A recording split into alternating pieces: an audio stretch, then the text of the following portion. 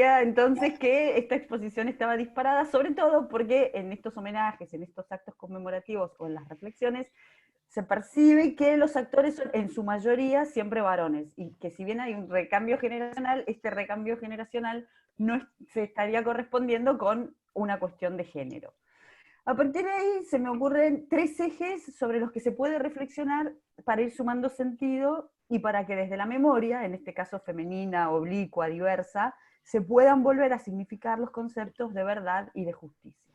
El primero de los ejes sobre el que me interesaría detenerme son las voces de las mujeres en los testimonios del asesinato.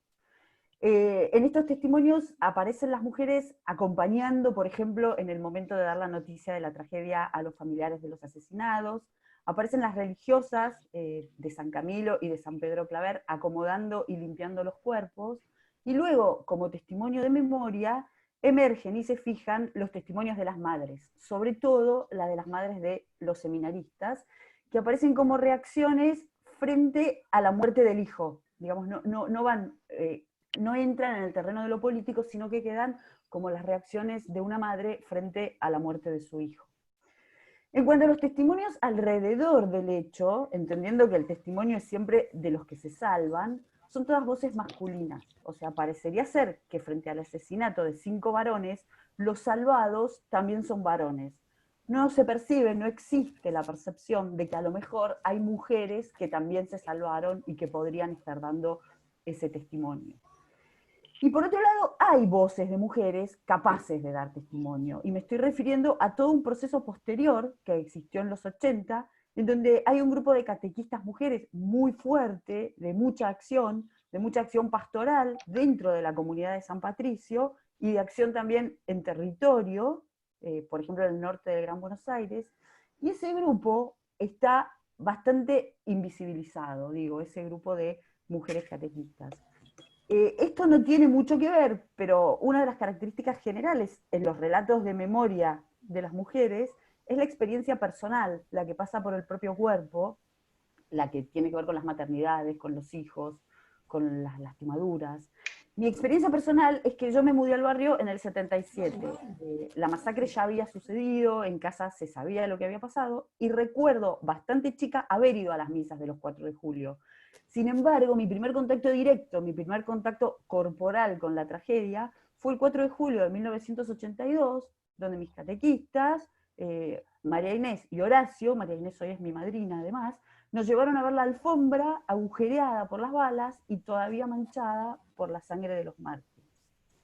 El segundo eje de reflexión que me parece interesante para pensar el lugar de las voces de las mujeres es el de las representaciones de la masacre. En este corpus para mí hay dos hitos que son el libro La masacre de San Patricio, de Eduardo Kimmel, que es de 1989, y el documental 4 de julio, La masacre de San Patricio, de Pablo Zubizarreta. Después hay otra serie de libros que no añaden demasiada información ni demasiados testimonios. Algunos son más rigurosos, otros son más históricos, otros están más cercanos a lo religioso, pero todos tienen como coordenada que los cohesiona la no ficción. Y todos estos libros están escritos por varones. Después, lo que yo pude encontrar de mujeres son una obra de teatro y una obra de títeres. Dos testimonios en los que los hechos se ven distanciados, por lo menos por el formato de ficción. En el caso de la obra de teatro, está escrita en inglés, con lo cual habría un doble distanciamiento. Y en el caso de la obra de títeres, el asesinato está armado como un recuerdo de la infancia. Así que solo la ficción parecería ser el lugar en donde la voz femenina puede intervenir sobre los hechos. El último eje sobre el que me interesa reflexionar es que, a la par de los cambios en las políticas oficiales en materia de derechos humanos, producidos sobre todo en los gobiernos de Néstor y de Cristina, también se produjo un viraje en las categorías de memoria.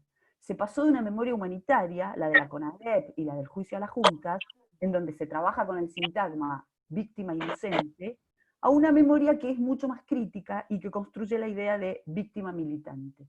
Me parece que en la construcción de memoria que se ha venido haciendo en la masacre de los Palotinos, no se logra terminar de abandonar esa primera matriz de memoria humanitaria, monológica, aunque hay algunos intentos tal vez más simbólicos que políticos para lograrlo. La nominación de espacios, la instalación de baldosas, una marcha desde la ESMA, el monumento que se dirigió frente a la iglesia, algunas homilías en las misas aniversario, por ejemplo la de 2011, la presencia de un aviso en página 12, a la manera de los avisos que se ponen recordando a los desaparecidos. Elementos todos que proponen una tímida irrupción en el espacio público, pero no por ellos se termina de abandonar la matriz de la memoria humanitaria. En lo personal, entiendo que esto está condicionado por la causa canónica de los paradójicamente ya nombrados mártires por el pueblo. Lo que hace que una memoria sea democrática es su pluralidad y no que sea compartida. Así, una mirada oblicua, diversa, que entienda el territorio de la memoria como una arena con relatos hegemónicos y alternativos, que dé cuenta de las diferencias entre memoria e historia, una memoria, en resumen, femenina, facilitaría el paso de este paradigma de memoria humanitaria a memoria crítica y facilitaría también, en consecuencia, la redefinición de los términos de verdad y justicia, que ya están lejos de ser las categorías absolutas con las que comenzaron estos procesos. Para terminar, como ejemplo, un recorrido por la figura de Graciela D'Aleo, que la verdad que nos hubiera gustado que nos acompañara, pero bueno, no pudimos. Graciela fue víctima, torturada, sobreviviente de la ESMA, con militancia católica, y su testimonio fue uno de los que permitió conectar la masacre de los palotinos con un grupo de tareas de la ESMA. Pernía le dijo a D'Aleo en la ESMA, cito, en la iglesia había muchas manzanas podridas que había que eliminar, como ya hicimos con los curas palotinos. En una actividad en 2018, en la que estábamos en la Isla Maciel, inaugurando una casa llamada Pedro Dufó, Graciela relata una vez más este diálogo. De allí, al padre Paco le parece buena idea plantar un manzano en una nueva casa construida llamada Salvador Barbeito, en el barrio Eva Perón, en Libertad Merlo. Así, el manzano plantado en la casa de Salvador es para mí el emblema de una memoria palotina transmitida por mujeres que nos dice, acá estamos sembrando, acá estamos viviendo, acá estamos luchando, no nos han vencido. Muchas gracias.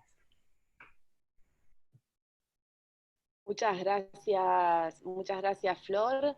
Le vamos a dar ahora la palabra a Susana Ramos. Susana es educadora y militante popular y una mujer de mucha historia y mucha memoria en todos estos espacios. Así que, Susana, te damos tus 5 minutos.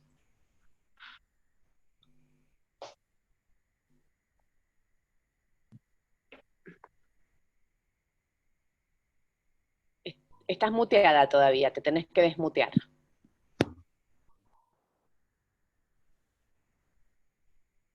Ahí, ¿sí? Ahí te escuchamos bien. Bueno, gracias por la invitación, es un gusto, muy en sintonía con la compañera que viene de narrar. Justamente, casi igual lo que pensaba en un punto, esto de que todo este tiempo ha estado creo que desde el 4 de junio que empezamos con el martirio o el asesinato, la desaparición de la comunidad de los agustinos, hasta ayer 4 de agosto y la seguimos hoy, todavía quedan algunos, hemos tenido un montón de espacios virtuales, nuevos territorios podríamos decirles también, ¿no?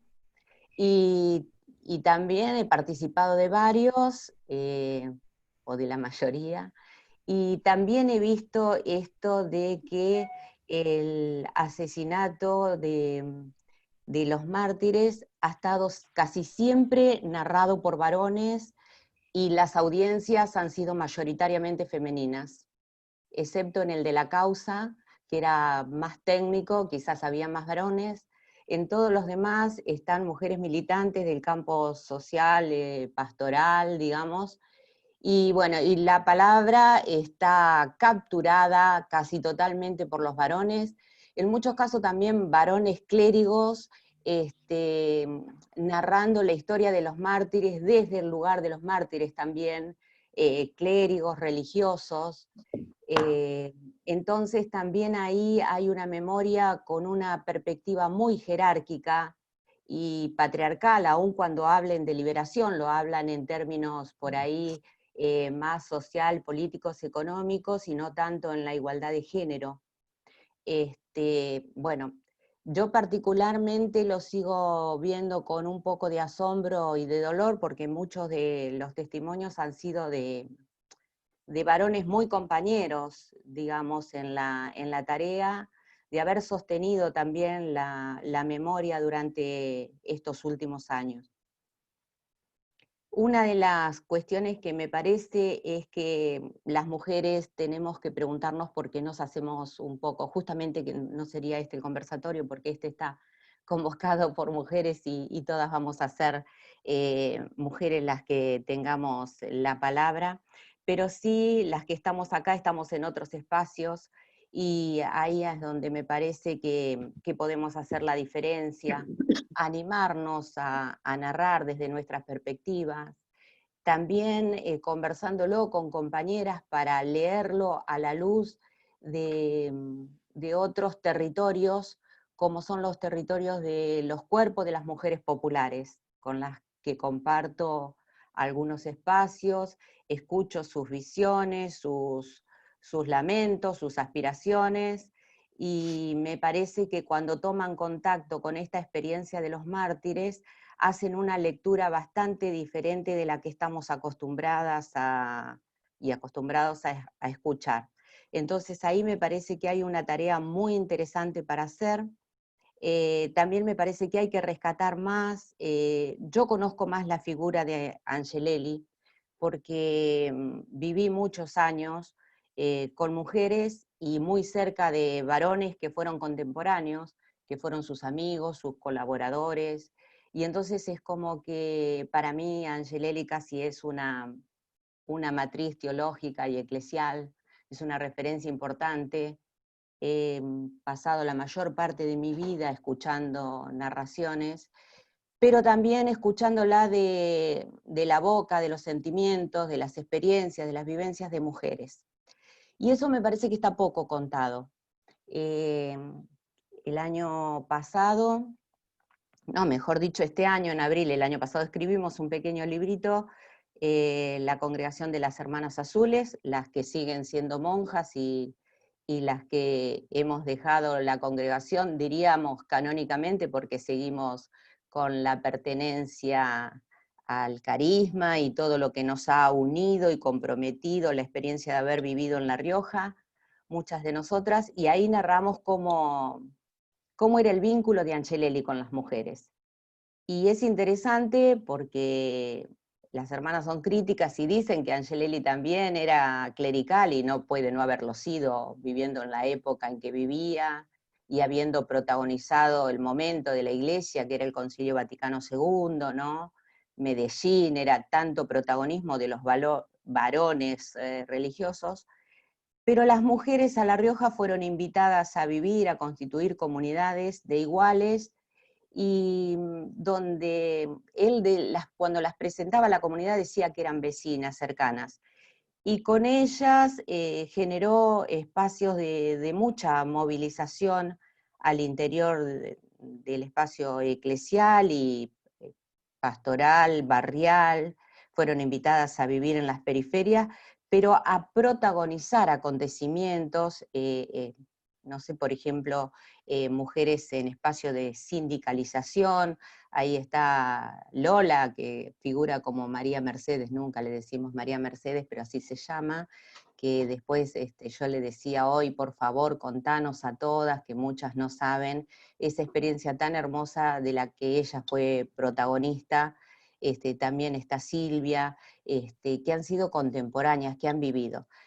Pero a mí además, yo sé que este es el tiempo en el que tenemos que hablar de los mártires varones, que van desde el 4 de junio al 4 de agosto, o desde el 11 de mayo, que es Mujica, pero a mí me parece que tenemos una gran deuda con las mujeres mártires, casi que todavía ni les decimos mártires. Y no solo me refiero a Alice Dumont y a Léonie Duquet, sino también me refiero a mujeres catequistas.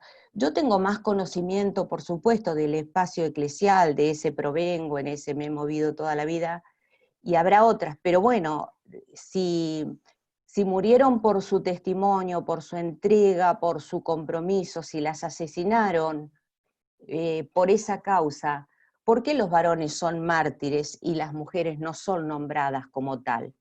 ¿Es que tiene más Susana, valor el testimonio de perdón, las mujeres? Susana, Elena, te queda un minuto Bien, el está referí. bien. Gracias, disculpa la interrupción. No, bueno, dejo esa pregunta, ¿no? Y después, porque me parece que es importante que narremos las experiencias de las mujeres mártires, porque es un modo de contribuir a una construcción de subjetividad donde la entrega de las mujeres, la capacidad de arriesgar, de convicción, podría ser de gran ayuda para una lectura del compromiso de las mujeres en este tiempo. Ellas en los 70s y nosotros en la década del 20, cómo tenemos voz, cómo ponemos hoy el cuerpo, por qué causas no somos hasta capaces de arriesgarnos.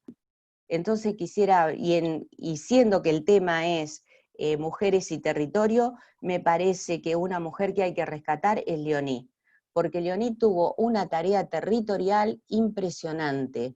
E incluso debería haber en las cátedras de ciencias sociales, no sé, o la semana de estudio o el seminario que se llamara Leonie Duquet y territorio, porque tuvo una mirada del espacio, del lugar, de la habitabilidad, tan completo que yo creo que hasta que hoy puede ser un paradigma a tener en cuenta. Muchas gracias.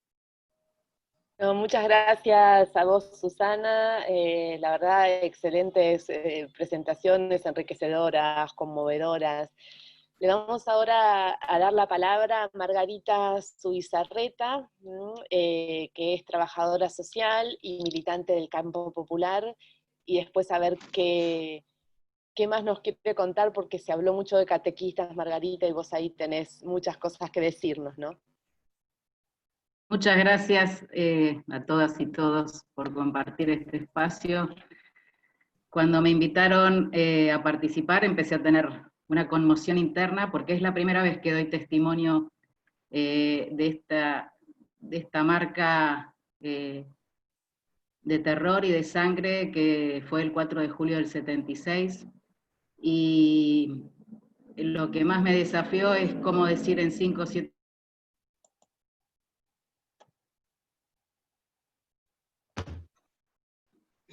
Margarita, ¿nos escuchás?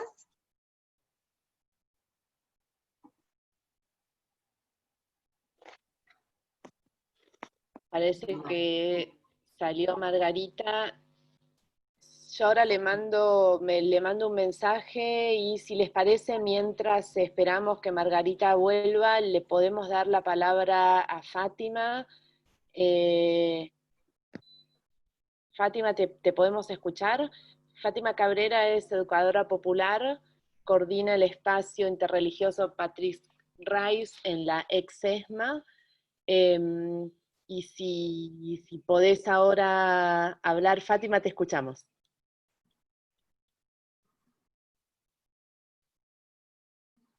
Estás muteada, Fátima. Disculpen, Ahí no está. sé si continúo o se me No, cortó el internet. Se me corta a perdón. veces un poquito y vuelvo. Sí. No, Margarita, seguí tranquila. Perdón, disculpen esto, estábamos previendo cortes mayores. Así que sigue Margarita, luego le damos la palabra a Fátima. Sí, Margarita. Bueno, vuelvo al testimonio del 4 de julio del 76. Yo, digamos, mi familia participaba de la comunidad, mi papá, amigo de la comunidad asesinada, venían a casa en la noche anterior, había estado en mi casa Salvador Barbeito, seminarista, cenando. Yo ese domingo me adelanté a mi papá para ir a la misa y me encontré con semejante desastre de multitud de gente en la calle y sin entender lo que estaba pasando. Me volví sobre mis pasos a mi casa y me encontré con mi papá llorando con una vecina.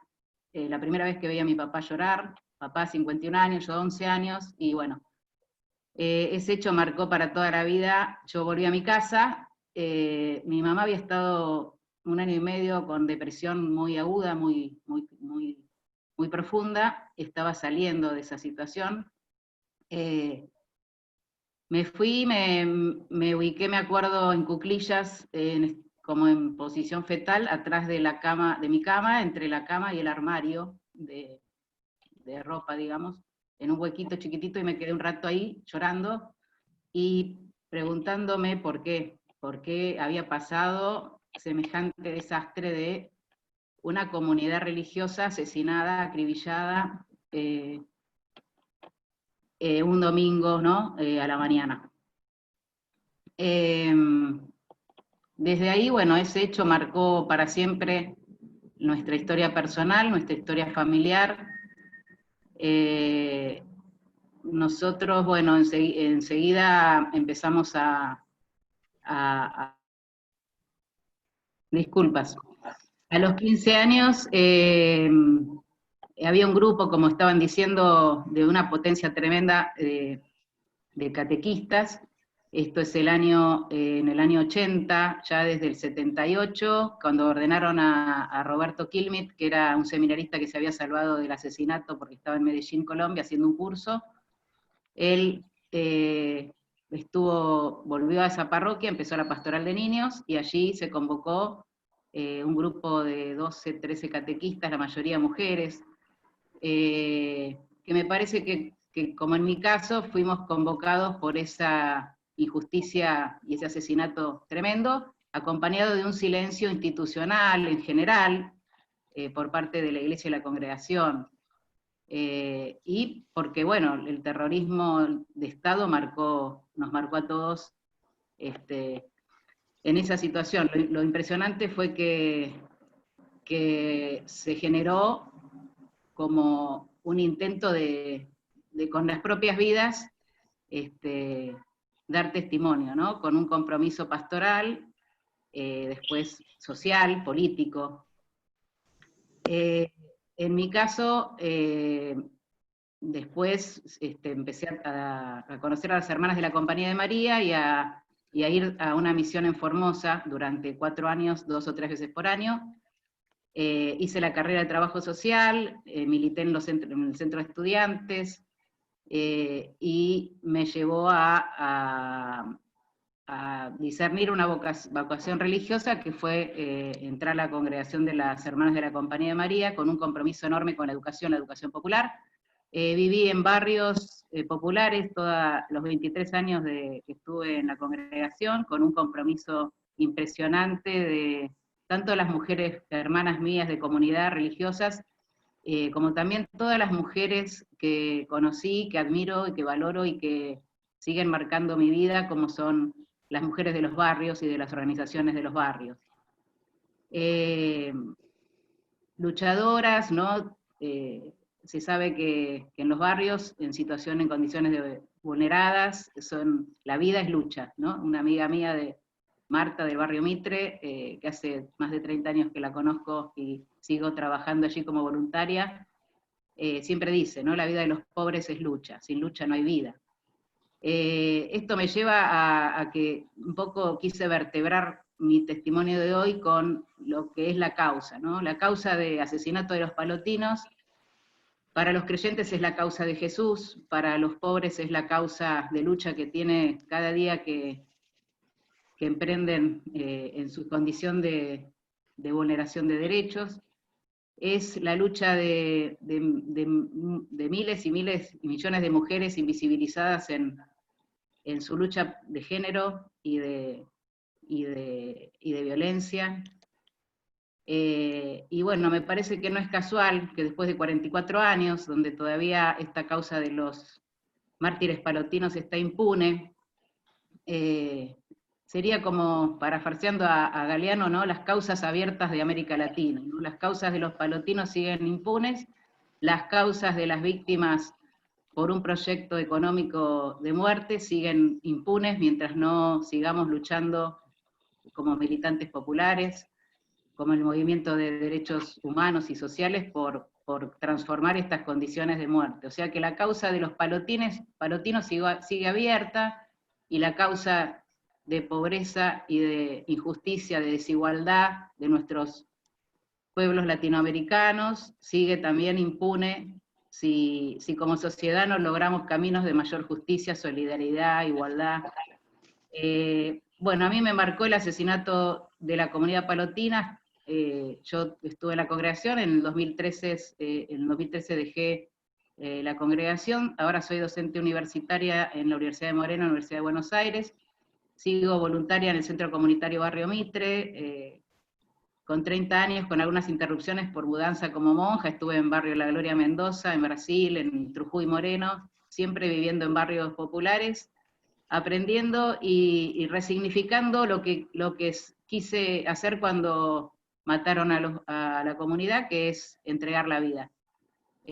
A mí creo que no me quedó opción, me parece, fue querer eso a los 11 años, marca, digamos, una existencia, me parece, porque no hay respuesta, no hay palabras, sí hay un compromiso radical, una vocación, en el caso mío religiosa y social y política, porque todavía me duele tanto el terrorismo que sufrí en ese momento como la falta de justicia en el caso de la causa civil y penal de los culpables, que se supo desde siempre, lo confirmó Graciela, y hay, digamos, testimonios, hay pruebas, digamos, que son los asesinos, y bueno, la lucha de los pueblos sigue, permanece, la causa está abierta, la causa por la que ellos dieron la vida y por la que yo quisiera seguir entregándola en el día a día con fidelidad a esa sangre y a la sangre de millones de pobres que la sufren en el día a día. Margarita, muchísimas gracias por tus palabras, verdaderamente conmovedoras, la verdad. Muy bien, ahora sí le damos la palabra a Fátima, que como les contaba es educadora popular y coordina el espacio de memoria Patrick Rice en la ex-ESMA. Fátima, te escuchamos. Hola, ¿me escuchan? Hola, sí. Sí. Bueno, les agradezco primero el espacio y la verdad que celebro que seamos todas mujeres. Bueno, por lo que decía Susana, bueno, Margarita la conozco hace muchísimo y nos hemos cruzado en distintos espacios. Y bueno, para tomar un poco, las mujeres somos como invisibilizadas en un montón de ámbitos, y por supuesto en la iglesia me parece que más todavía. Y si tengo que decir algo, yo me acuerdo que Patricio, mi compañero de vida, él siempre me reclamaba un poco. Yo fui la primer catequista en la villa, de Carlos Mujica, en un equipo de catequistas que, bueno, después nos fuimos incorporando catequistas en las villas. Y Patricio siempre me reclamaba un poco eso, decía, ¿por qué nunca hablan las catequistas de Carlos Mujica? Porque es cierto, los testimonios siempre eran más desde más desde los varones. Pero esto siempre fue una constante, ¿no? Y yo quisiera también rescatar también otras mujeres como las monjas salvadoreñas. En Guatemala hay un montón de mártires mujeres en toda América Latina, digo, y más las nuestras, y también las laicas. Por ejemplo, nosotros en la Fraternidad Carlos de Foucault, y en lo que es toda una memoria que nos llevó un proceso de 10 años, tenemos también Nelly Forti, incluso personas que incluso ella se consideraba agnóstica, pero que entregó su vida y fue secuestrada con todos sus hijos. En la misma fraternidad está compuesta, digo, toda la familia espiritual Carlos de Foucault por las hermanitas, tanto del Evangelio como de Jesús, y también hay un montón de mujeres en esa entrega. Sin embargo, los otros días mi hija me decía, a raíz de estas charlas que se están produciendo, y que realmente las celebro porque me parece que se está dando de todos los grupos, interreligiosos incluso, Y una hija mía me dijo, pero no se habla de las hermanitas, y es verdad también, aún en nuestra congregación, a veces hablamos de los hermanitos. Bueno, quiero primero nombrar también a algunos de nuestros mártires, pero me quisiera centrar más en un tema de la justicia, como lo hizo recién Margarita, pero porque en todo nuestro recorrido, yo soy una sobreviviente también del terrorismo de Estado, junto con varias, en todo lo que fue también el grupo de Llorio y Yali, en Bajo Flores. Nosotros en ese momento estábamos en Soldati con Patricio, Carlos Bustos, otras hermanas, como fue una de las hermanas que estaba ahí. También están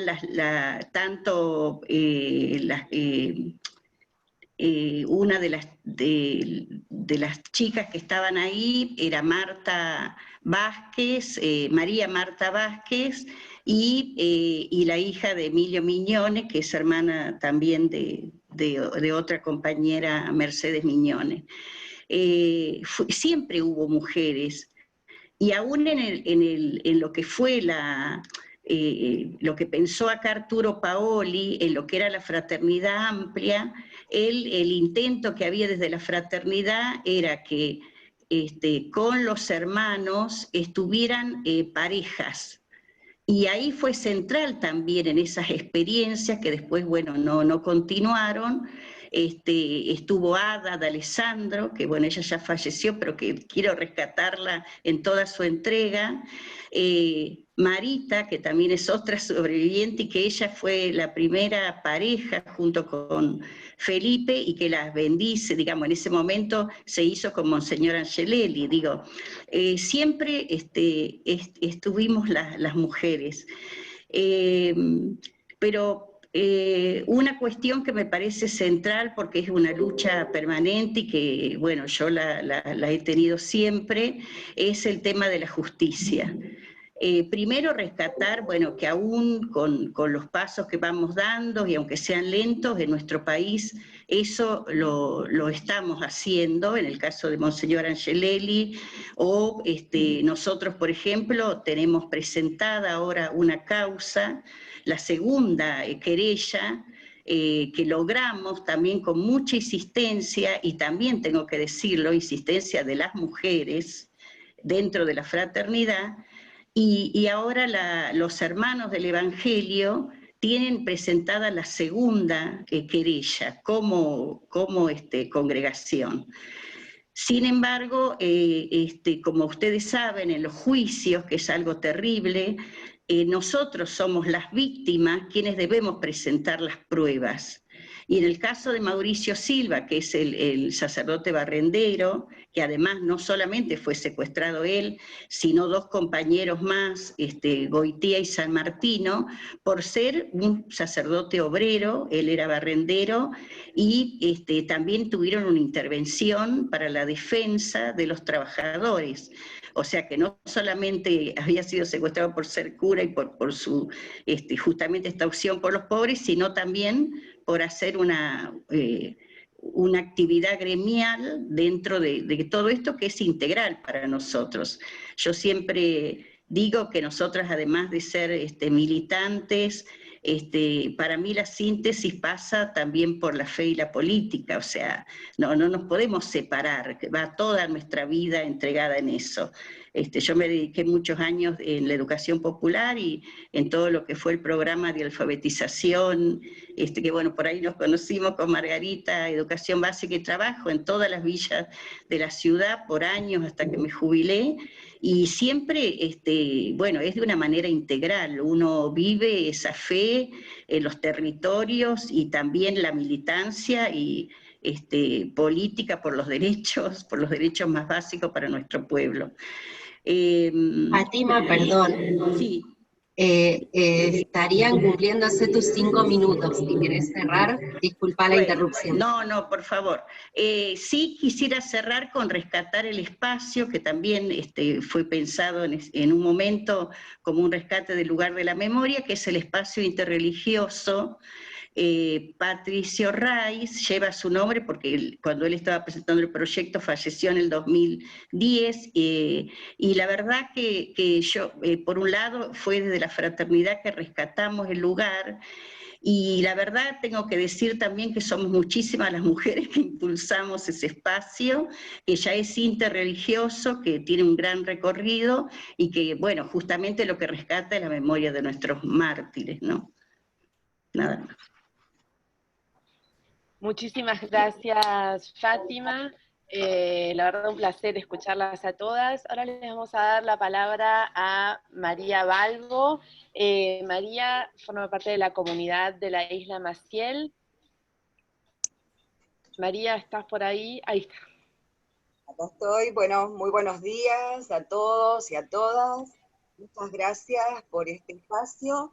En realidad yo estoy representando a la comunidad de la Isla Maciel, a Delicia, a Susana Traversi, a Carolina, a Norma, bueno, no pudieron estar, bueno, entonces estoy yo, para mí es una responsabilidad, pero un altísimo honor poder participar bueno, de este espacio y de este homenaje a los palotinos. Sobre todo, esto que hablaban estas mujeres gladiadoras que me precedieron en la palabra, es de destacar cómo, si bien las mujeres estamos muy invisibilizadas, sí hacemos toda una tarea de difusión enorme, ¿no? En lo personal, a mí me tocó una pequeña anécdota que les cuento, dando clases en una escuela de periodismo, de locución, en la materia ética profesional, en el marco de la radiodifusión argentina, tomar el tema de los palotinos, sin saber que después de un tiempo en la Isla Maciel, yo me iba a encontrar con esta comunidad palotina. Y realmente la experiencia, bueno, fue fantástica, fraterna, enriquecedora. Pero cuando yo hablaba en mis clases del libro de Eduardo Kimmel que mencionaba al comienzo Flor, que es la masacre de San Patricio, y les contaba la historia de este historiador, que fue el único condenado y perseguido por investigar la masacre de San Patricio. Allí, bueno, la historia es muy conocida, yo lo voy a relatar brevemente, pero Kimmel es periodista, era periodista, escritor, historiador, y muy interesado en esta masacre horrible que vivimos en la Argentina. Y entonces escribe esto y menciona al juez natural de la causa, que era el doctor Rivarola, que había tenido todos los elementos como para juzgar realmente y identificar a los autores que, bueno, que ya sabemos también quiénes han sido. Pero bueno, dice que en realidad el juez no se movió lo suficiente y esto, bueno, al juez lo molesta y inicia una acción por calumnias e injurias hacia la figura de Kimmel. Bueno, esto a Kimmel le llevó, digamos, una serie de dificultades, aquel que tiene que padecer en este sistema judicial perverso, y que era más perverso en aquel momento, con mayor complicidad de los jueces, bueno, padecer, digamos, injustamente una condena, una sentencia que después fue revocada y que llegó a la Corte Interamericana de Derechos Humanos. Bueno, toda esta secuencia jurídica, histórica y comunicacional era lo que yo le transmitía a mis alumnos. Un efecto realmente impresionante causó esta historia, que por supuesto a mí me había causado siempre una cuestión, bueno, muy fuerte en mi interior. Al transmitirla, generó, digamos, que estos alumnos, en la mayoría jóvenes, se interesaran por buscar ese libro que ya estaba agotado, el de Kimmel, y de ir y visitar la parroquia de San Patricio.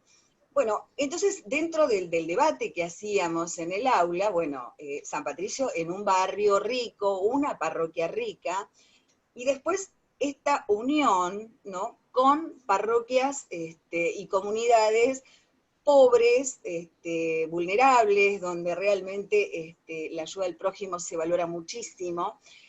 Bueno, esto fue realmente un disparador para toda esta camada de alumnos, que hoy son todos locutores y que algunos están trabajando en los medios.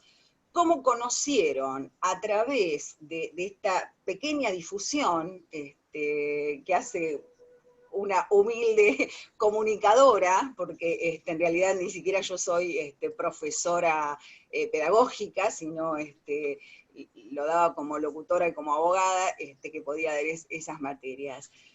Bueno, la cosa es que prendió tanto la historia de los palotinos, que bueno, como anécdota, y con esto cierro esto, el que no terminaba el trabajo práctico y el final de la materia, explicando cómo habían sido los hechos, quiénes eran los palotinos, qué pasó en esa causa, cómo se terminó decidiendo todo esto, no aprobaba la materia. Voy a ser franca con esto. Así que los chicos realmente estudiaban muchísimo, porque además toda esta causa de los palotinos, la historia de Kimmel, terminó con la modificación del Código Penal, porque justamente el motivo por el cual el juez Rivarola, el juez natural, digamos, del hecho de la masacre, lo imputaba era porque las opiniones de los periodistas podían ser alcanzadas por las acciones de calumnias e injurias. Finalmente se presenta un proyecto que lo presenta también una mujer en la época de Cristina, donde la Corte Interamericana falla a favor de Kimmel e intima a la Argentina a indemnizarlo a Kimmel y además a cambiar su legislación con respecto a las calumnias e injurias. Dejando de lado a los María, perdón, estaría ya en tus 5 minutos. Si quieres ir cerrando, perdona la interrupción.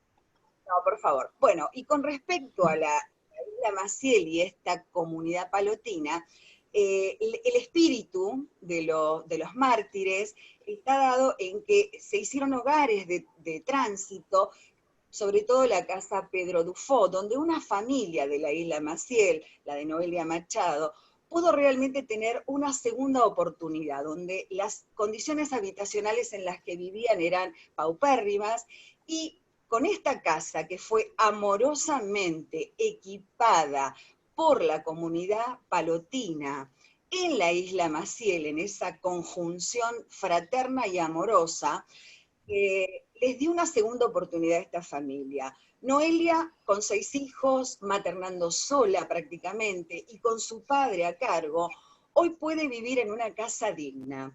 Esto se logró con esta comunidad palotina, con una iglesia rica o con una comunidad con recursos que puede ayudar al resto. También llegaron a Moreno, donde también allí se inauguró otra casa, la Casa Salvador Barrientos, que es para adicciones, porque justamente Salvador, en su rol de seminarista, tenía el carisma de asistir a los jóvenes con adicciones. Bueno, esto es lo más interesante, y con esto ya termino, cómo dos comunidades totalmente distintas se pudieron comunicar, enlazar en la ayuda al prójimo. Así que desde la isla Maciel estamos tan agradecidos. Eso no lo pensamos, viste, todos en su momento.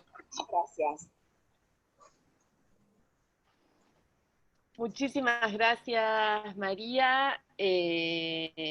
Muy interesante tu relato sobre cómo aparece de nuevo la memoria en otros y en diferentes espacios. Muchas gracias, María. Le vamos a dar la palabra ahora a Marina Rubino, que es artista visual, cineasta y es directora del documental Ivonne.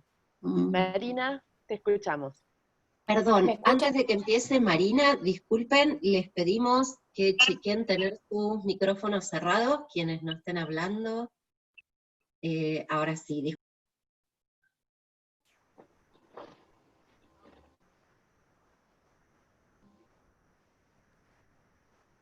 Adelante. ¿Me escuchan?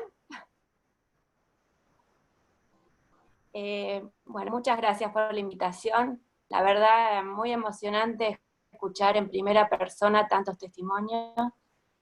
Bueno, yo puedo hablar desde el mundo del arte. Yo soy pintora y cada tanto hago alguna película.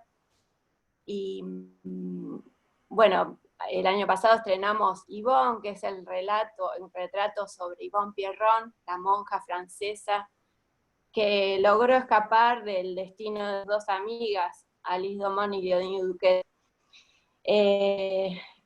Antes de empezar a hacer de arrancar con el proyecto, nosotros conformamos un grupo de artistas y docentes, que, bueno, cada tanto surge algún proyecto, y hacer la película sobre Yvonne fue una especie de capricho de uno de los integrantes varones de este grupo, José Bautista Flores, que era un indígena, un anciano indígena, que muy amigo de Yvonne, y durante años me dijo, tenés que hacer la película de Yvonne. Me costó mucho vencer mis prejuicios de trabajar sobre la historia de una sobreviviente, una monja, y el desafío más grande fue para mí ver qué nuevo, o cuál era mi voz en todo esto, ¿no? Porque ¿Parece si seguís vos mientras esperamos que Marina vuelva? Bueno, no hay problema.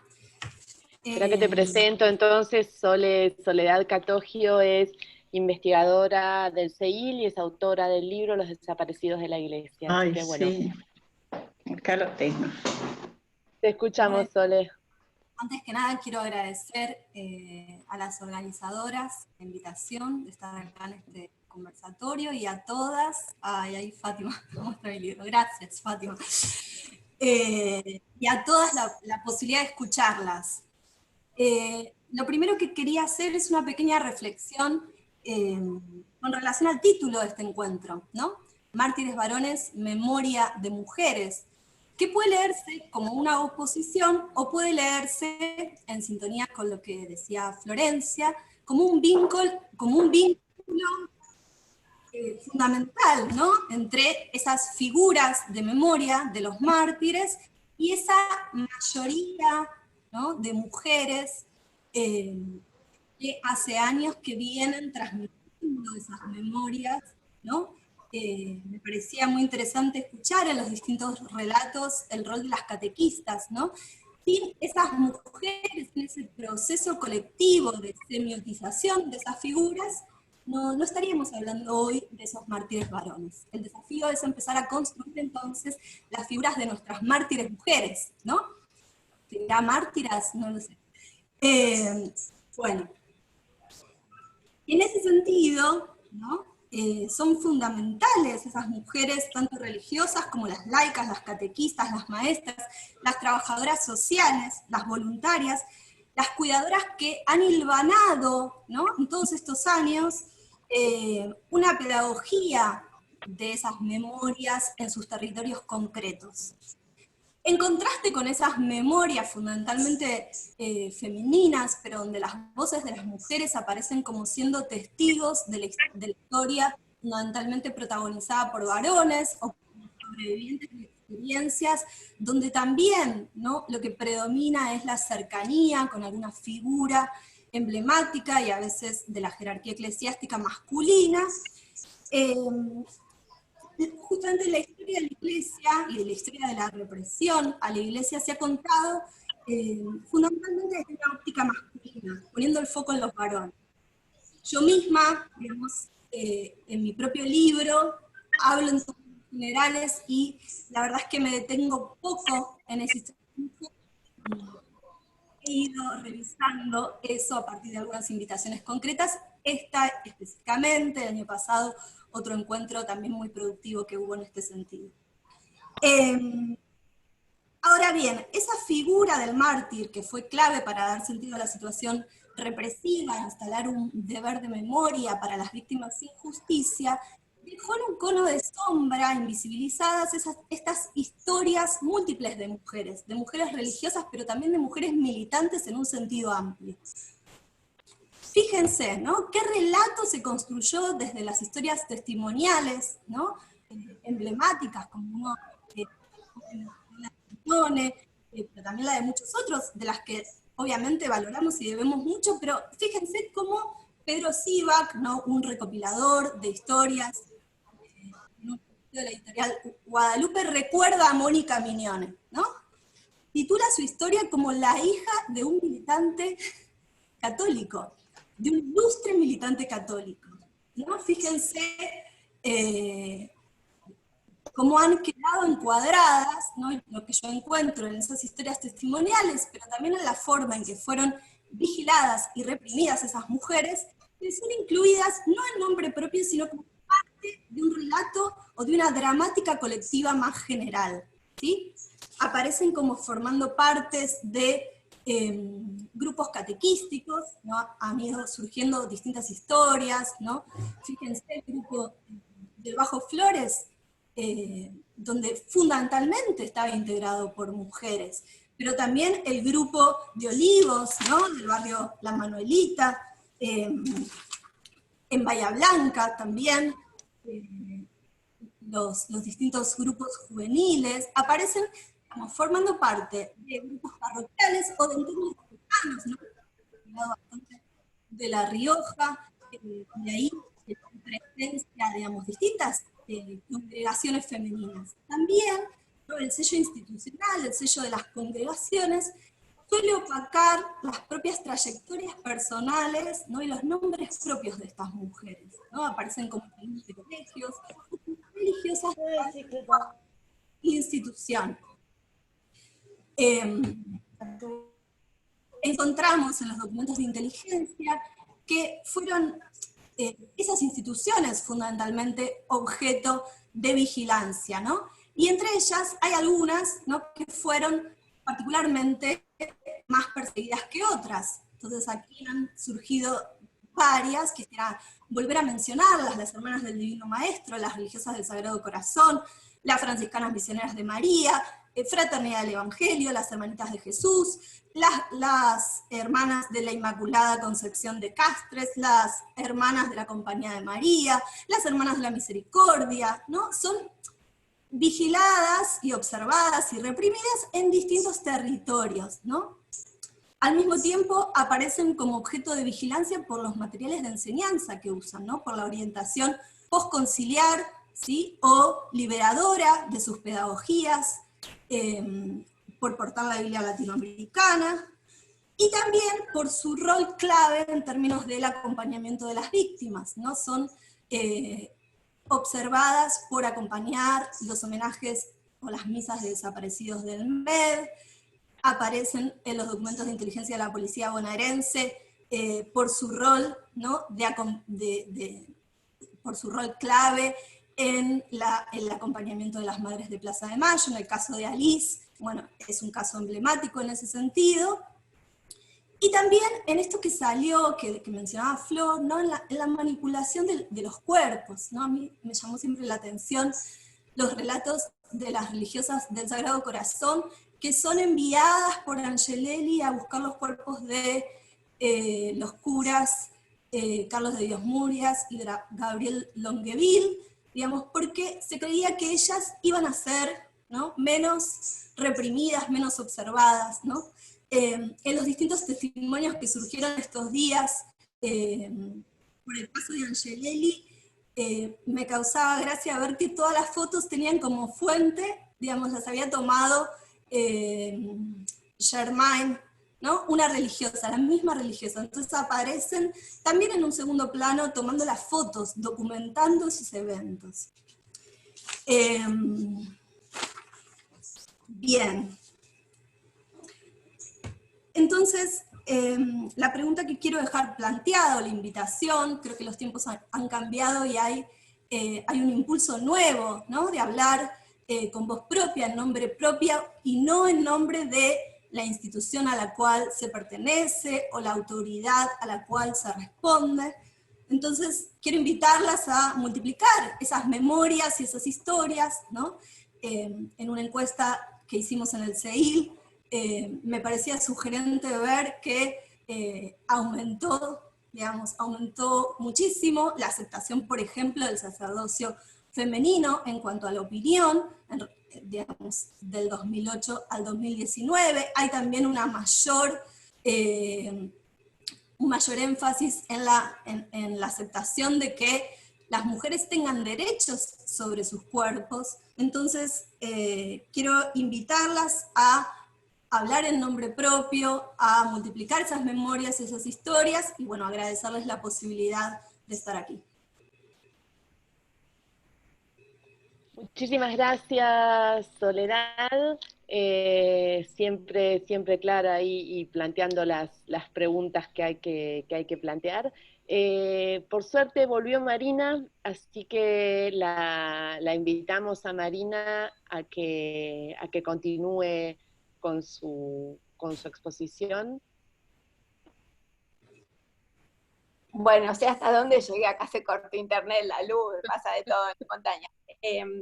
Bueno, les contaba que tuve que vencer un poco mis prejuicios al encarar el proyecto. José, mi amigo, que era amigo personal de Ivonne, fue tan insistente que dije, bueno, hagamos el intento. Pero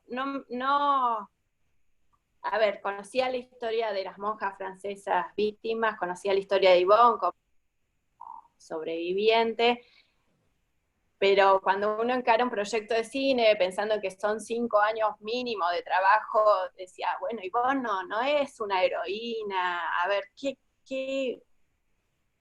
¿dónde encuentro acá el nudo de la historia, del relato, no? No quería hacer una biografía que pudiera estar escrita, o sea, me planteaba como un desafío un poco más grande. Y la respuesta la encontré cuando una de las amigas de Ivonne, una militante social, Maluca Siriani, que aparece en la película, muy amiga de Alice Domon, me dice, yo tengo el video del testimonio de Ivonne en los juicios por la memoria, la verdad y la justicia de la mega causa ESMA, y ahí dije, puede ser que estemos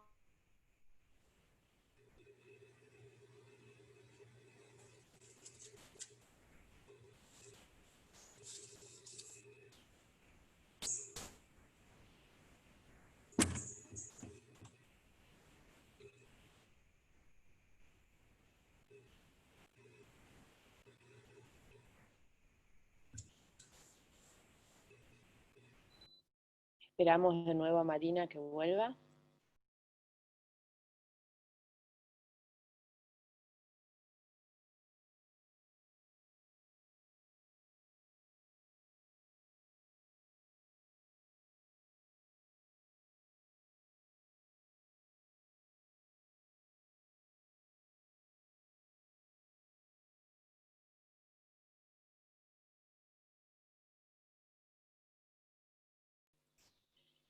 Y mientras esperamos a Marina, los invitamos a todos y a todas a que empiecen a pensar sus preguntas y a decirnos aquí en el chat quién quiere intervenir, así vamos haciendo una listita.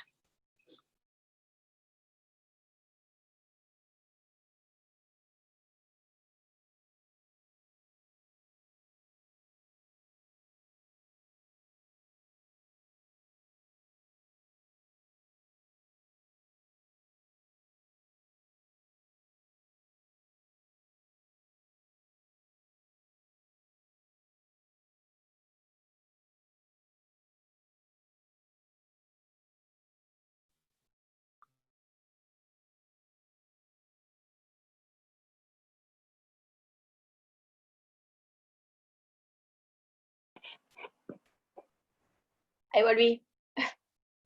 Te escuchamos, Marina. No, qué día complejo. Bueno, bueno, si bien tenía el material de testimonio de Ivonne en la mega causa ESMA, no lo podía usar. Pero bueno, ahí me di cuenta de que tenía una película, que encontraba el sentido de hacer un nuevo relato.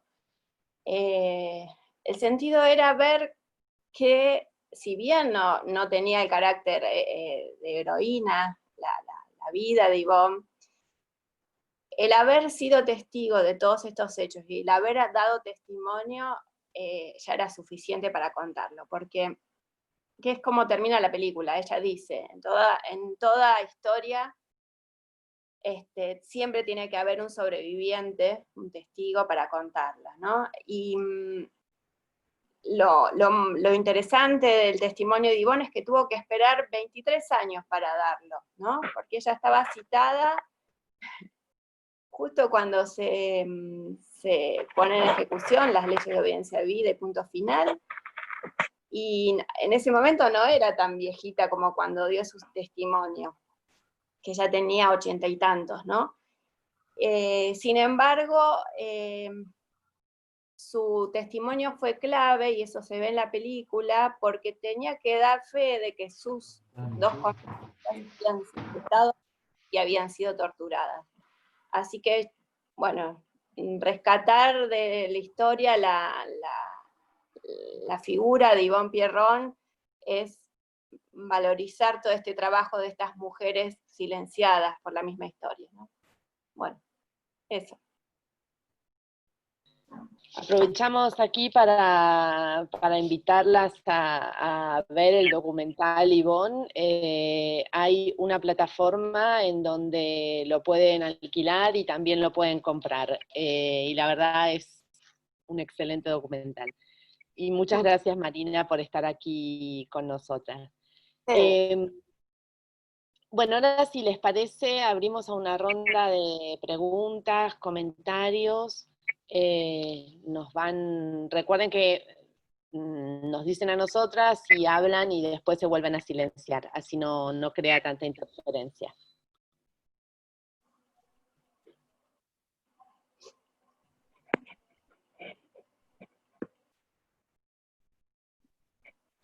Hola, Vero. Hola, Paula, te escuchamos. Bueno, la verdad que impresionante el testimonio, la reflexión sobre un periodo complejo y desde esta mirada que proponíamos respecto a las memorias de las mujeres. Yo aprovecho para invitarlos, el próximo encuentro va a tener que ver también con esta memoria en dictaduras, a propósito de un libro que estamos llevando adelante en el CEIL, donde intentamos ver la resistencia de las mujeres, activistas, obreras, a el periodo de la dictadura, en realidad un periodo que está menos recorrido de la historiografía, que es a partir del golpe del 55 y la Revolución Libertadora. Pero independientemente de que es otro periodo histórico tal vez, y pensando además que el libro va a reconstruir, en el caso argentino lo que decía, pero en el caso brasileño el golpe del 64, tratar de pensar también esos dos escenarios políticos e históricos, hay algo que me llama mucho la atención en términos de recuperar la voz de las mujeres que padecieron los golpes, las dictaduras militares en América Latina, que es, como decían las compañeras, la falta de voz, ¿no? Lo costoso que es encontrar la voz pública, y pongo el acento en lo público porque lo que quiero decir es justamente, por paradójico que parezca, lo contrario.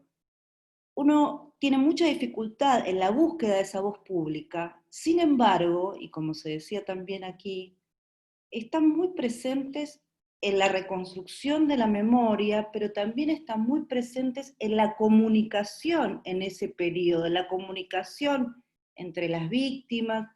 En el relato, por ejemplo, en el caso brasileño, vamos a ver cómo las mujeres son activas partícipes en llegar a quienes están encarcelados, en contener, ¿no? en tejer lazos y comunicación en todo ese periodo tan dramático de nuestros golpes. Entonces quiero plantear justamente eso, ¿no? La paradoja que significa encontrar voz pública de las mujeres en estos periodos, en el 50, en el 60, en el 70, sin embargo, la enorme presencia que ellas tienen en la comunicación de esos escenarios, en la transmisión de esos escenarios y por lo tanto en la transmisión de la memoria. Bueno, solamente ese señalamiento.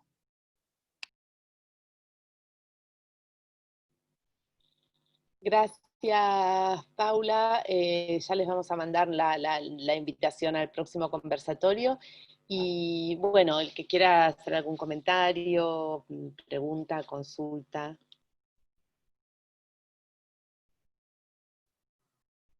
Veo a Alicia Piatti con la mano levantada, ¿puede ser?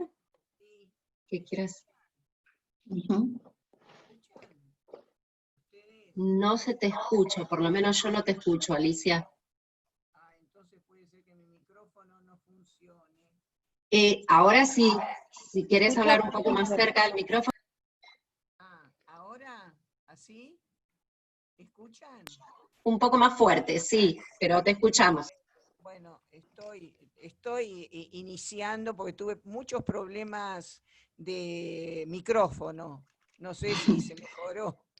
Ahora perfecto.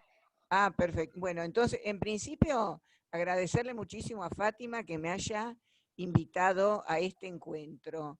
Y realmente les digo yo que vengo de un ámbito diferente, porque soy familiar de desaparecidos, pero me dediqué siempre a actuar, diría yo, y no tanto a sentarme a reflexionar, como lo están haciendo todas ustedes. En realidad, más la práctica, y además no pertenezco al ámbito religioso como practicante.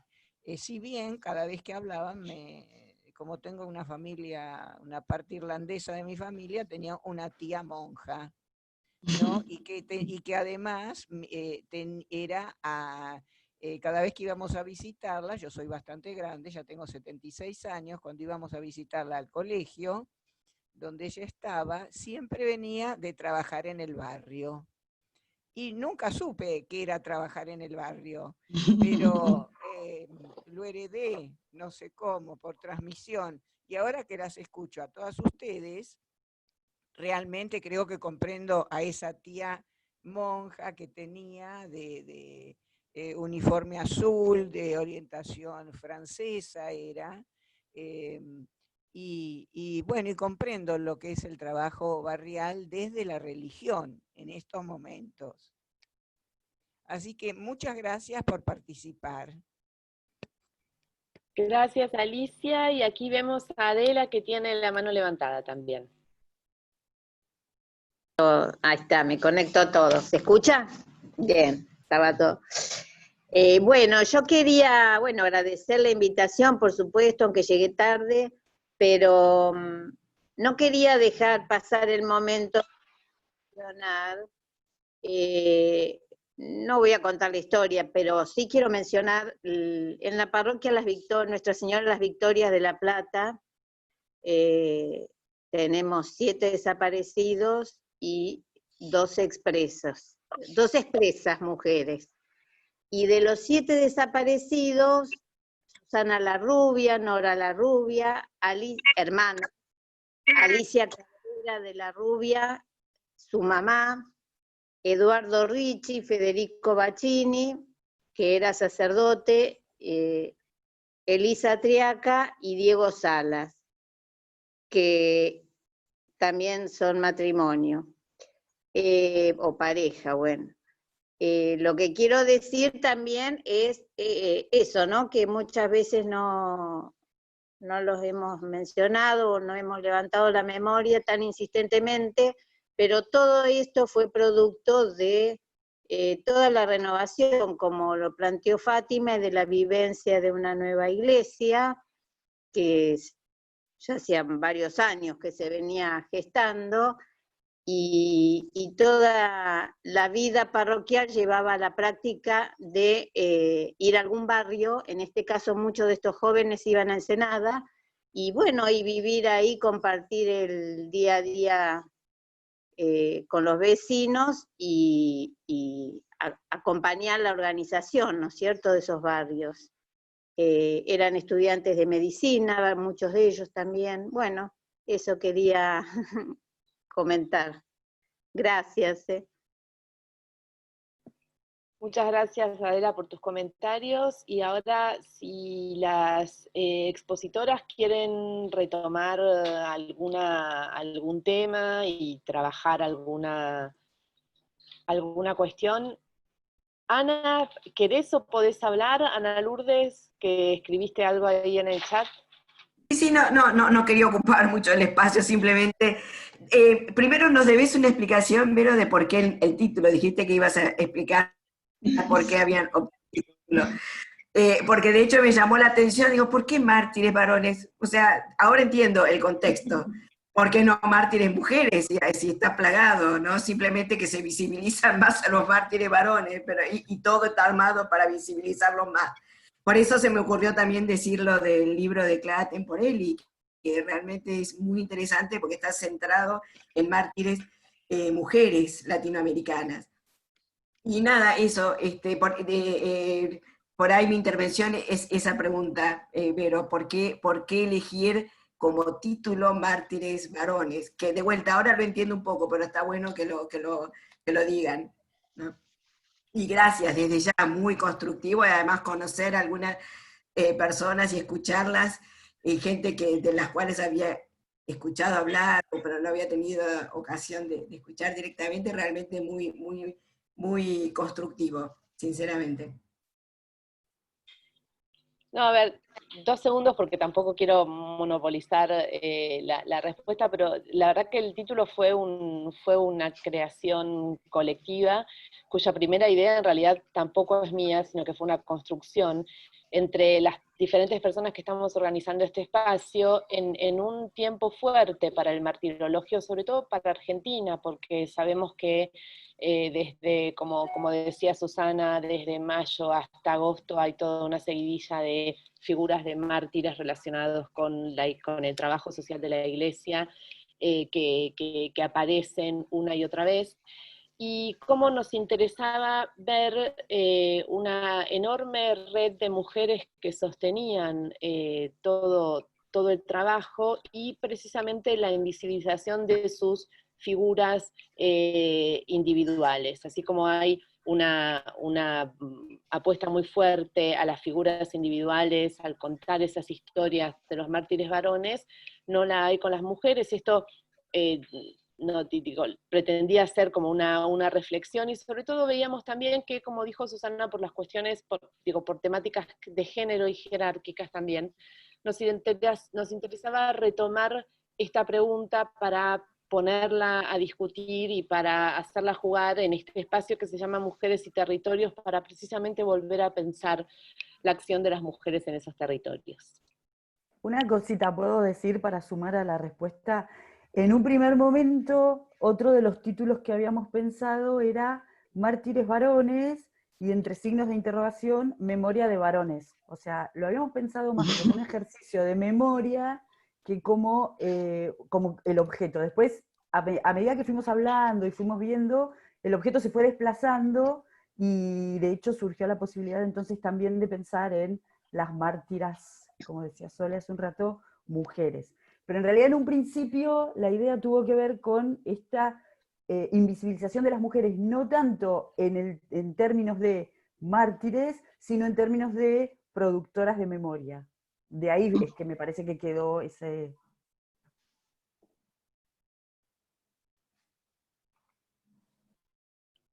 No sé, Sole, vos también tenías algunas reflexiones sobre el tema de hace rato. Y no, para completar esta idea, yo creo que la invisibilización es doble, entonces está bueno porque funciona como provocación también, ¿no? Es la invisibilización de esas memorias de mujeres claves sin la cual, digamos, no habría o no se sostendría en el tiempo estas memorias de los mártires varones, y a su vez la invisibilización de la violencia, digamos, sufrida por muchas de esas militantes católicas religiosas comprometidas, y que en los casos en los cuales fueron casos notorios y resonantes, ¿no? Como las monjas francesas o las monjas Marinol, que fueron también mencionadas, torcieron relaciones diplomáticas. Eso ha sido poco señalado, merece ser más investigado, pero digamos, es sintomático, ¿no? y cuánto falta conocer, ¿no?, de las experiencias de violencia represiva, de toda esa trama más amplia, ¿no?, que en general han sido más visibilizadas como testigos o como sobrevivientes de martirios o vejaciones de otros, ¿no?, y no de sus propios relatos, ¿no? También es nuevo y hay mucha más escucha de las vejaciones de los cuerpos a las mujeres, ¿no?, que antes eran consideradas como un tormento más y ahora son consideradas como delitos de lesa humanidad. Entonces, bueno, creo que es un escenario propicio para hacerles honor a esas historias en nombre propio. Creemos además que hay algo que de repensar la memoria que tiene que ver también con el poner a las mujeres como sujetos de la enunciación. Retomo también lo que decía Sole, profundizando un poco más. Hay momentos en donde la escucha es posible y momentos en donde esta escucha no es posible. Creemos que en este momento hay una escucha que se está abriendo hacia determinadas cuestiones que tienen que ver, por ejemplo, concretamente, solo lo anunció, yo lo digo claramente, con las vejaciones sexuales, es decir, cómo las torturas sexualizadas sobre los cuerpos de las mujeres se pueden decir en un momento y en otro momento no era posible porque no había escucha para que eso se dijera. Entonces, nos parece, digo, es interesante porque supongo que esta tortura sexualizada no se realizó solamente sobre el cuerpo de las mujeres, sin embargo, aquellas que portan las denuncias son las mujeres. Entonces, nuevamente ahí hay giros sobre la cuestión de género, sobre la que es interesante volver y es interesante reflexionar. Yo tenía una pregunta más vinculada para todas las participantes, pero las exposiciones, muchas de las exposiciones hablaron de recuperar categorías. Recuerdo más que nada la de Florencia, la primera intervención, que hablaba de recuperar la categoría de verdad y de justicia. Bueno, Soledad había dicho algo referido a la mirada anterior de la violencia política y de los mártires en el análisis del libro. Y Marina, cuando habló sobre cómo construir el relato, digamos, para el armado del documental, se me ocurría preguntarme, y realmente no tengo clara la respuesta, pero sí me parece muy importante pensar qué categorías modifican, qué nuevas lecturas a las categorías, a las viejas categorías, o a las categorías que nominan lo que es la verdad, lo que es la justicia, lo que es la tortura, lo que es la participación política, que habían ido en un análisis, digo, y pasa en todos los aspectos de la vida social y cultural, venían en un análisis sin sexo, sin género, o con muy pocas referencias. Revisar las categorías de análisis, ¿qué modificaciones les ha traído a ustedes para repensar, para acercarse a estos relatos de mujeres, estas memorias, más allá de recuperar la propia memoria que está diciendo otra cosa, y digo, ¿cómo se revisitan las categorías analíticas ahora que, más allá de los testimonios, qué nos están diciendo estas mujeres sobre las categorías que usábamos para comprender una realidad que parecía no tener diferencia entre la experiencia de varones y mujeres? Un poco la pregunta va por ahí. No sé, ¿me escuchan? Sí. Sí, tal vez todavía no contestando tu pregunta, pero sí por otra reflexión, que digo, las mujeres en general, pensemos en las madres de Plaza de Mayo, las abuelas. Digo, para tener, son un símbolo de la humanidad hoy. Y realmente, yo me acuerdo que incluso a nosotras también, yo tenía el relato, porque la conocí a Alicia García, ella fue una catequista de Monseñor Romero, del Salvador, con una gran lucha, ella ya falleció, pero Después ella se transforma en lo que fueron las madres del Salvador, que se llaman las comadres. Las comadres del Salvador llevan el nombre de Óscar Arnulfo Romero, de Monseñor Romero, porque él era quien las recibió todo el tiempo a las mujeres. También digo, vuelvo a... Y yo escuchaba los relatos de Alicia por todo lo que ella vivió, pero quiero traer acá también lo que nos sucedió a nosotras, las sobrevivientes. También nos llevó años poder hablar de lo que fue realmente la tortura y visibilizar la condición de mujeres. El año pasado llevé durante más de un año 2 querellas, una por mí, otra por Patricio Raiz, mi compañero, en el juicio a superintendencia.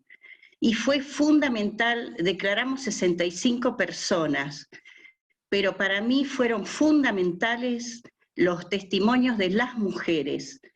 En un momento que es cierto, se podían ya decir muchas cosas, pero también quiero señalar el proceso que nos llevó a nosotras también, poder visibilizar lo que fueron las vejaciones, los abusos, todo lo que sucedió, aún en compañeras que estaban embarazadas, que perdieron a sus hijos, y eso hizo que quiero también rescatar el trabajo que hicieron las fiscales, que eran un equipo de mujeres jóvenes, y que me parece que ahí hay un cambio, y que la verdad que yo lo celebro, de que sean mujeres jóvenes que hoy, desde otra mirada, ya justamente de toda la lucha de las mujeres, son las que están logrando esa visibilización también junto con nosotras. Ahí se pudo juzgar en este juicio también justamente por las violaciones y vejaciones a las mujeres. Pero para que esto sucediera, que incluso nos tocó un tribunal muy, muy difícil y en tiempo justamente donde estaba el macrismo y justamente los juicios no era lo que más nos costaba, poder, de alguna manera visibilizar para nosotros fue otro triunfo. Ya no solamente era el juicio en sí, sino para mí fue conmovedor y realmente el hecho de que seamos mujeres las que podían juzgar por esto. Por otro lado, en lo que eran las torturas, también lo quiero traer porque es algo que tal vez ahora empecemos a visibilizar más, quienes fuimos sobrevivientes. Por ejemplo, en el caso yo fui secuestrada con Patricio Raiz. Él ahí intervino muy fuertemente en la Embajada de Irlanda y gracias a eso salvamos la vida de los dos, porque yo por añadidura sería. Pero hasta en los archivos, porque estos días, y que país muy importante, empezamos a recibir algunos de los archivos descalificados, y justamente el aniversario de mi compañero, otra mujer me acerca y me dice: Fátima, quiero que tengas esto. Ellas han logrado hacer un trabajo impresionante de los archivos, y los archivos que aparecen de mí son de subversiva. O sea, toda la carga de lo que fue el terrorismo de Estado está en mí, más allá de otros que sí, que incluso aparece Patricio, y en otro incluso en las intervenciones que ya él hacía en derechos humanos en los Estados Unidos, muy después de lo que fue la dictadura.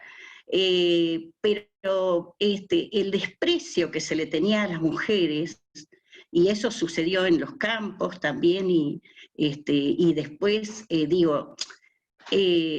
toda la organización, además que tuvimos como expresas políticas, que también yo creo que seguimos invisibilizadas, se habla en general, pero acá hubo una experiencia riquísima en lo que fueron, llegamos a ser 1.200 mujeres o más en Devoto.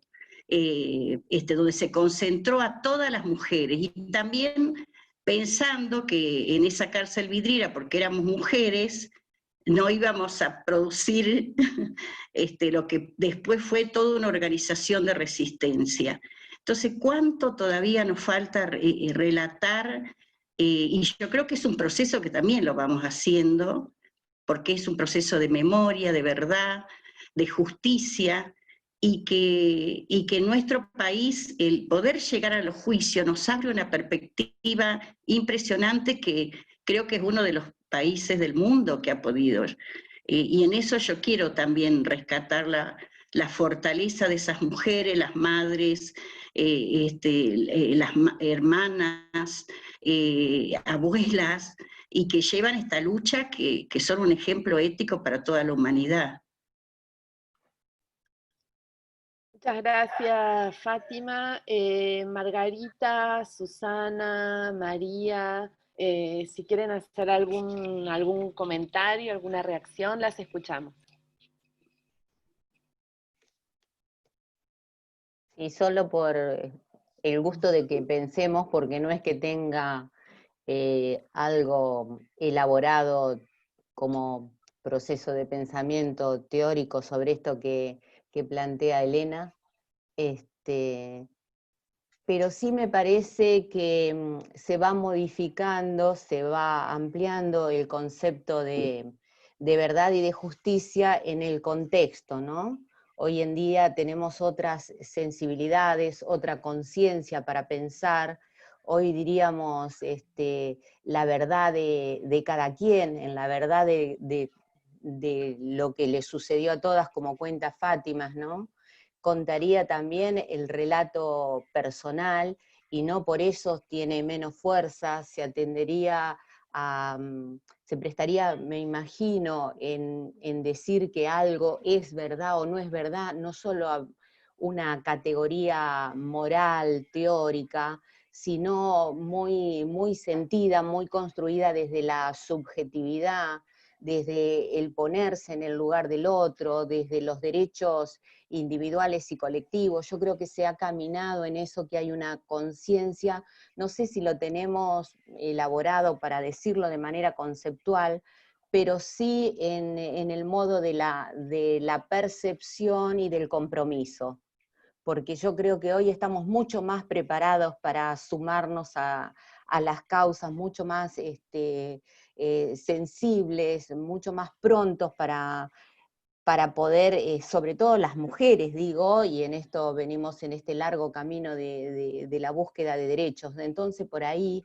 esta categoría de verdad está construida hoy en construcción, en la perspectiva de la construcción de derechos, ¿no?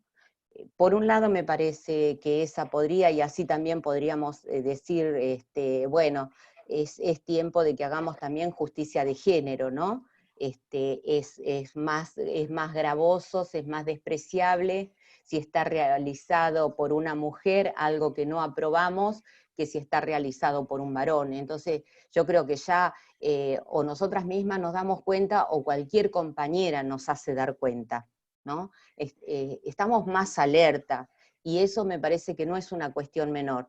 Y por ejemplo, hoy anoche escuchamos, no sé si todas, pero muchas, y hoy yo intercambiaba, justo que está acá Lola, la estoy viendo, la tengo exactamente en el medio de la pantalla, la entrevista de Gustavo Silvestre con el presidente Alberto. Y entonces en un momento Gustavo le dice que tiene ahí en su escritorio la estatua, le dice, en lugar de decirle una imagen de Monseñor, tiene una estatua ahí de Angelelli, porque hoy es el día que falleció, dice Silvestre, ¿no? Y bajito, medio timidón, lo corrige el presidente y le dice del asesinato, ¿no? Y luego provienen, le dice, bueno, porque es la iglesia, y sí, la iglesia que queremos es la de los curas Villero, la de los curas OPP, la de Angelelli, ¿no? Todo lo que nombró era toda la iglesia de los varones. Este primado de la clericalización en el discurso hegemónico, hasta de gente que uno dice, bueno, más allá de algunas diferencias, somos del palo. Y a la hora de poner en jaque las cuestiones de igualdad de género, estamos lejos. Estamos lejos y eso tiene mucha pantalla, y eso tiene mucha, trasciende. Por eso me parece que hacer hincapié en esto que han hecho ustedes, de dar palabra a las mujeres, de visibilizar relatos de mujeres, de instar a las mujeres, a otras que tienen vidas muy, muy ejemplares, y no me refiero a la cuestión de pureza, de códigos de purezas o de moral, sino ejemplar por sus luchas, por sus garras, por sus convicciones, y no están teniendo palabra, no se están animando, porque estamos todavía acostumbrados de que la voz cantante la tengan los varones, que sigan teniendo voz cantante, pero que también podamos tener, que tengan ellos y que tengamos nosotras, y movilizarnos, ayudarnos a generar estas posibilidades, porque la visibilidad va a construir una subjetividad diferente, no solo desde el discurso, sino desde los posicionamientos, el estar en los lugares, en los diversos territorios, como ahora puede ser el virtual, ¿no? En el del pensamiento, en el de las narraciones, en el de las biografías, en el de rescatar, en el hacernos espacio entre nosotras, estimarnos, alentarnos. No tenemos por qué ser brillantes, podemos serlo juntas, no individualmente. Y acá me gustaría rescatar otro elemento que lo uno y después ya no hablo más para no cansar, que esta cuestión que tenemos con los mártires de Argentina, sobre todo los que van de junio a agosto, y también con los 12 de la Santa Cruz, que son grupos, o son comunidades, o son iglesias locales. Entonces me parece que hay otro elemento para rescatar, y que las mujeres bien podemos encontrarle la vuelta, es lo comunitario, lo grupal, lo colectivo. No simplemente personalidades espléndidas, con mucha capacidad de hazaña, heroicas, y cuerpos sacrificiales. Lo otro que me parece que hay que hacer es corrernos un poco del sacrificio del martirio, y ponerle más el ojo en la capacidad de construir alternativas que tuvieron esas personas en esa etapa, y que bien podríamos tener nosotros hoy en este tiempo, que va a requerir un compromiso y una apuesta del cuerpo muy, muy fuerte. Así que bueno, eso sería lo colectivo, y lo de animarnos juntas me parece que son dos elementos que rescataría.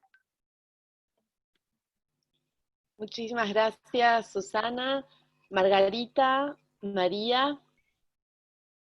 Bueno, yo la verdad que estoy sumamente agradecida por este espacio, y comparto y adhiero lo que ha dicho Susana, pero celebro tanto que las organizadoras de este espacio hayan dado este debate realmente, porque si bien es cierto, por ahí leía en un chat que las mujeres acompañamos y nos falta todavía estar más empoderadas en la iglesia o en la institución eclesiástica, pero esto es un avance tremendo. Yo escucho a Fátima, escucho a Susana, bueno, a todas estas mujeres que son realmente gladiadoras, conozco de ese sufrimiento, del encarcelamiento, pero es cierto que acompañamos, pero también acompañamos con pastores que nos dan un lugar preponderante. En la Isla Maciel, nosotras, cuando digo nosotras, digo Delicia, Carolina, Susana, Norma,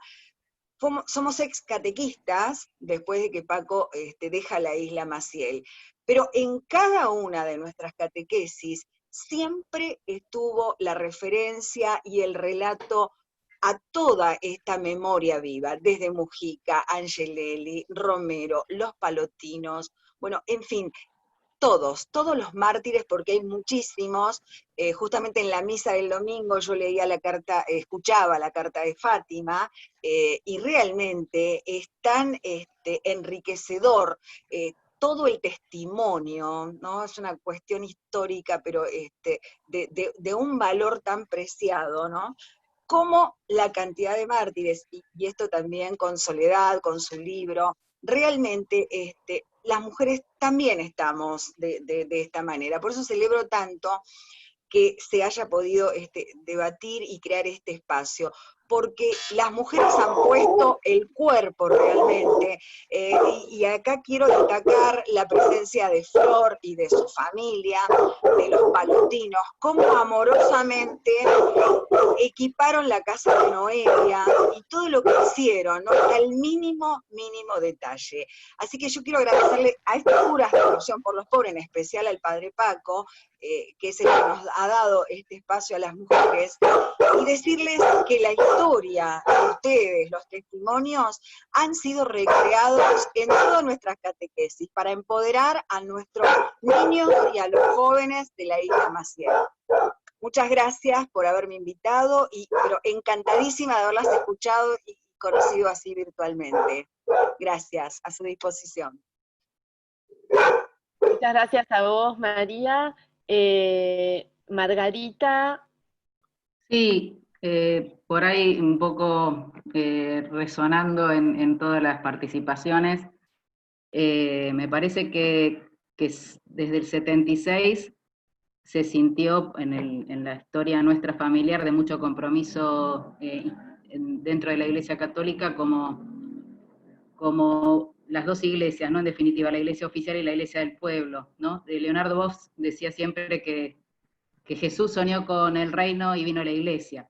Es un poquito de decir que las corporaciones siempre hay alianzas con los poderes de turno, con el poder económico, donde está el centro del mercado y no la persona, la sociedad, por eso tiene que intermediar siempre el Estado. Entonces, la convicción de que dictadura nunca, que pobreza nunca más, digamos, esta convicción de todo el movimiento de derechos humanos, sobre todo de las madres y abuelas, que nos llevan a continuar en este compromiso con las organizaciones. Yo soy parte desde el Centro Comunitario Barrio Mitre de la red de la RAI, de la red de organizaciones de 14 centros, y como RAI estamos en Interredes, que son 6 redes de 187 organizaciones en todo el conurbano, y en este momento estamos en la lucha por el régimen laboral de los trabajadores comunitarios. Hay que construir una categoría social, política, para que salga una ley laboral sobre todo compañeras que se están por jubilar, que hace más de 30 años están trabajando en las organizaciones populares, en los barrios, en todo el país, y están vulnerados sus derechos como trabajadoras, que toda la vida lucharon por condiciones vulneradas de derechos de niños, adolescentes, jóvenes. Bueno, quiero traer la voz de esas mujeres y la lucha que en este instante se está haciendo de lograr un régimen laboral para todas esas trabajadoras, sobre todo, y trabajadores de las organizaciones comunitarias. Agradecerles a ustedes, a cada una que está aquí, a muchísimas que están en nuestro corazón, que están detrás nuestro y que son los que nos impulsan, nos siguen impulsando a luchar por la justicia y la solidaridad, el amor y la igualdad, ¿no? Nada, agradecer y eso, saber que la lucha es permanente, es en el día a día, como dicen las madres y las abuelas, que el primer querellante de la causa palotina fue en el 2016, entonces con ese dolor de cierta resignación por parte de instituciones que tienen que hablar más fuerte y defender más derechos. Es como que se sufrió en lo personal esa opresión también por parte de instituciones o de corporaciones que eligieron el interés y la política por encima de la justicia y el derecho de las personas. Por eso, bueno, la lucha continúa. Gracias a cada uno. Muchas gracias, Margarita. Marina, ¿querés agregar algo más?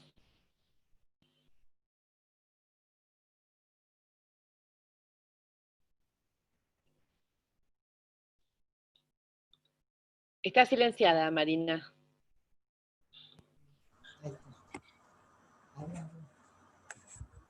A ver, ¿puedo decir algo? ¿Hola? Soy Hola. Lola o Merche. Bueno, le damos la palabra a Mercedes, a Lola y después a Marina, entonces. Adelante. Bueno, no, yo quería agradecer también a Susana, que de esas casualidades hoy nos estuvimos conversando y nos dijo que estaba este conversatorio, así que nos agregamos con Silvia. Las dos en este momento estamos en Formosa y hemos vivido bueno, yo sigo viviendo en el Potrillo, en una zona indígena, y todo eso gracias a ese clic que uno hizo en La Rioja desde el 70, que vivimos hasta el 84, y de ahí nos metimos en el Monte Formoseño. Lindo poder encontrar un grupo de mujeres que nos estemos pensando. Y bueno, y ojalá podamos seguir comunicándonos. Muchas gracias, Lola. Ahora sí, Marina, te escuchamos. Bueno, quería dejarles, bueno, por un lado, el agradecimiento por haber compartido este momento, y quería invitarlos a ver la película. La película la van a pasar nuevamente por el canal Encuentro este viernes a las 22, y no solo es el retrato de una mujer, de Ivonne Perrón, sino es el retrato de Ivonne, Alice, Leonie y de todas las mujeres que ellas acompañaron, que fueron las mujeres del movimiento villero, del movimiento campesino y del movimiento indígena. Así que bueno, queda la invitación hecha.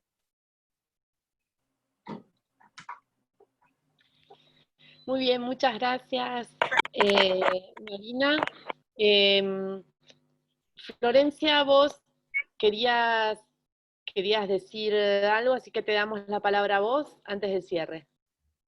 Quería, volviendo al tema de la relativización de las categorías de verdad y de justicia, me parece que cada uno de los testimonios que escuchamos acá dejó en claro que esas categorías ya dejaron de ser las categorías absolutas, que vamos a encontrar la verdad y la justicia en los juicios, digamos, los perpetradores están muriendo, muchos de los que quedaron vivos no quieren hablar. Me parece que la verdad y la justicia son todos estos caminos individuales que, sobre todo las mujeres que están en territorio, están recorriendo, están transitando, y me parece que ahí es donde está esta relativización de las categorías. Y lo otro que quería era, para cerrar, quería leer una cita de un libro que se llama Caín, ¿dónde está tu hermana?, en donde, además de expresar que la justicia global solo va a ser posible con una perspectiva feminista e interseccional, la cita dice: el pan compartido, la curación de las heridas, el hambre saciada, la injusticia reivindicada, cuerpos que resisten y adquieren sabiduría a pesar de las contradicciones, las culpabilizaciones y las miserias. Cuerpos que han dejado de ser no lugares para ser lugares de resurrección. Ojalá cada uno de nuestros cuerpos, o nuestras cuerpas, como dicen ahora las chiquitas, sean lugares de resurrección de la memoria, de la verdad y de la justicia, con las definiciones que le querramos dar cada uno. Muchísimas gracias a todas, muchísimas gracias, Vero, y bueno, seguimos adelante hasta la victoria siempre. Muchas gracias. Sole, ¿vos querías decir algo? Y una cosita más a agregar a todo esto que han dicho las compañeras, en relación a estas categorías de la verdad y la justicia, que a mí me parece que es súper sugerente, que hay que seguir explorándolo y profundizarlo, cómo emergen en los testimonios en torno a los interrogatorios, cómo esa condición subversiva, digamos, fue en distintos sentidos, las militancias políticas, ¿no? Pero también, digamos, esa violencia represiva se instaló, digamos, hizo foco de las hostigaciones en la condición de mujeres y en la condición de género. y cómo en esto las mujeres han sido punta de lanza, digamos, para abrir estas cuestiones, pero que también involucran a los varones, ¿no? Que seguramente han herido también en su condición de género muchas masculinidades. Entonces me parece súper interesante como dejar planteada esa cuestión y ese desafío por delante para los compañeros varones. Muchas gracias por el encuentro, por el espacio, un placer escucharlas a todas. Bueno, finalmente, para cerrar, les vamos a pedir dos cosas para seguir convocándolas a este encuentro. Acá les dejamos un mail, si quieren me mandan sus mails, así seguimos conectadas con aquellas que no nos conocemos. Les vamos a mandar entonces la convocatoria a la 4ª edición del ciclo Mujeres y Territorios, que se va a hacer, yo creo que de aquí a 3 semanas, a principios de septiembre. El 3 de septiembre a las 11, Vero. Ah, perdón, no tenía la fecha, madre mía. Sí, el 3 de septiembre a las 11, siempre los hacemos los miércoles a esta hora. Y finalmente agradecerlas a todas ustedes, la verdad fue muy movilizador escucharlas a todas. No solamente fue movilizador, sino que también llama a la reflexión, invita a pensar y a seguir construyendo espacios colectivos. Muchísimas gracias a todas.